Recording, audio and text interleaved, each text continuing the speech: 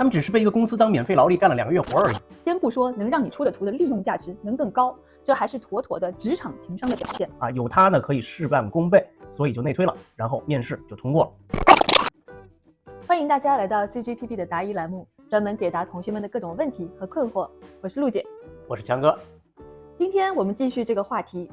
现在 AI 都能画画搞设计了，那学画画的应该如何拓展自己的就业面呢？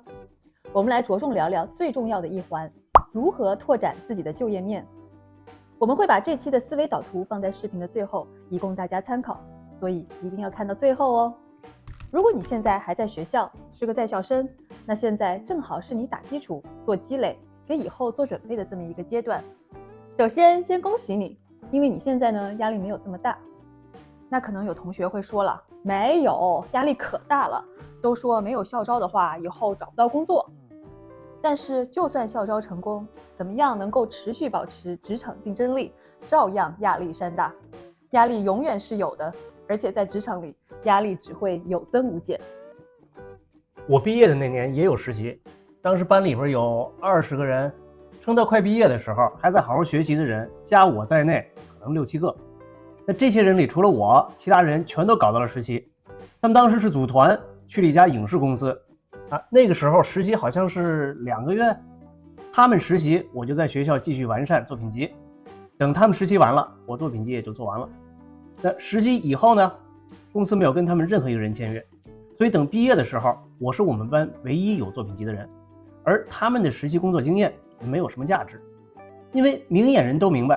他们只是被一个公司当免费劳力干了2个月活而已。我毕业以后直接进 EA， 而做了实习的这些人，没有一个人最后做的是相关职业，都消失在茫茫人海当中了。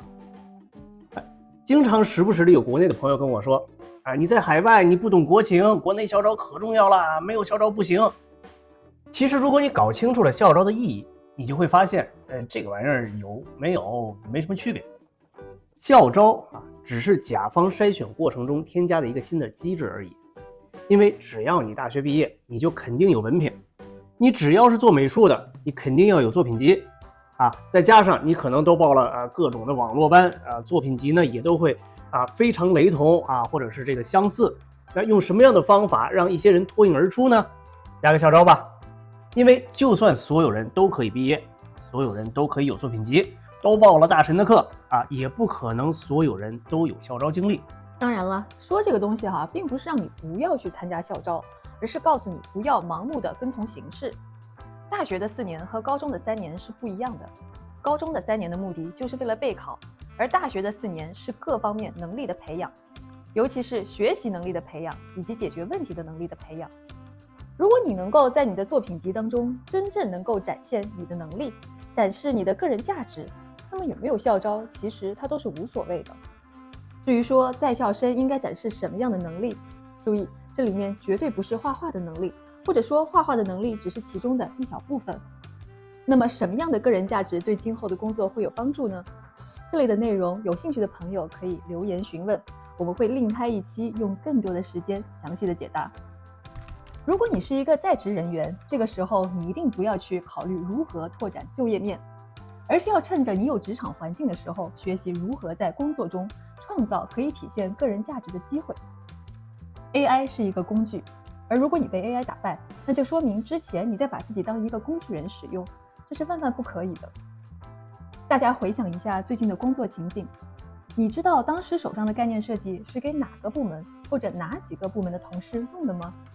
模型师、材质师、这边同学、策划同学、外部供应商，他们的需求和着眼点都是不一样的。当你清晰知道下个环节是谁接招的时候，在开始设计之前，是不是可以主动的去沟通一下，问问原来的概念设计会有什么缺失的信息吗？下个环节的同事希望有什么额外的内容，可以增加合作的效率吗？这个做法先不说能让你出的图的利用价值能更高，这还是妥妥的职场情商的表现。1. 你有团队合作精神。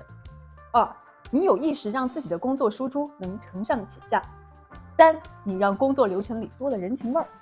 你给周围的人不光提供了专业输出，还有情绪价值和日常工作积极正面的体验感。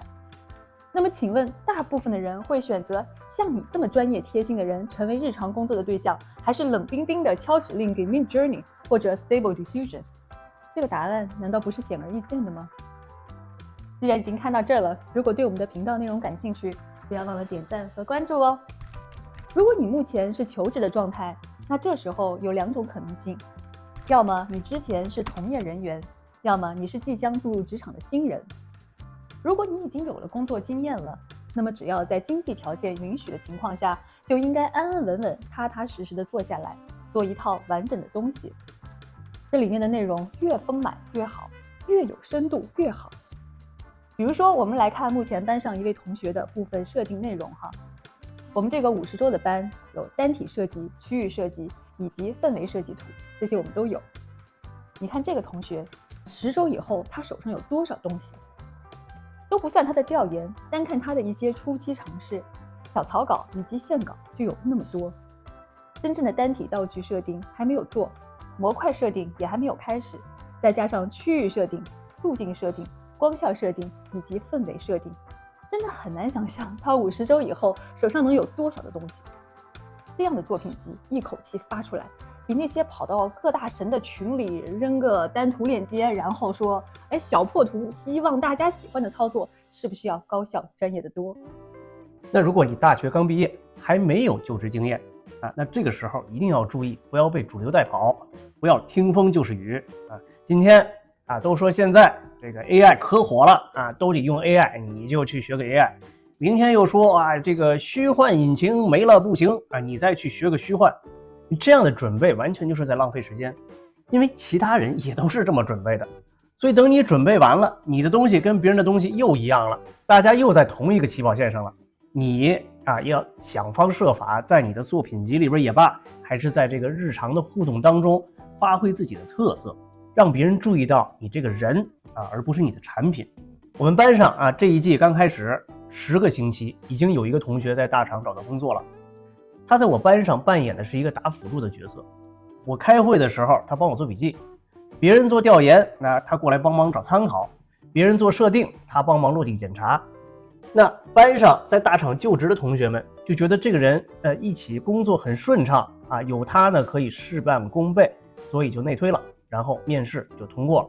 总结一下今天所说的，如果 AI 给你的饭碗造成了威胁，千万不要硬碰硬的跟他去争抢，你要通过正确的方式让甲方意识到他真正需要的不是一个工具，也不是一个结果，而是一个能够分析问题、处理问题、解决问题的人。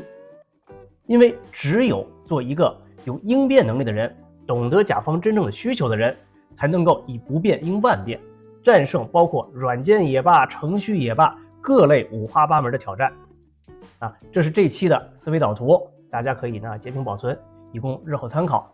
今天就聊到这儿，大家记得点赞和关注，让我们可以持续带来更多有趣又实用的内容。我们下次再见，拜拜。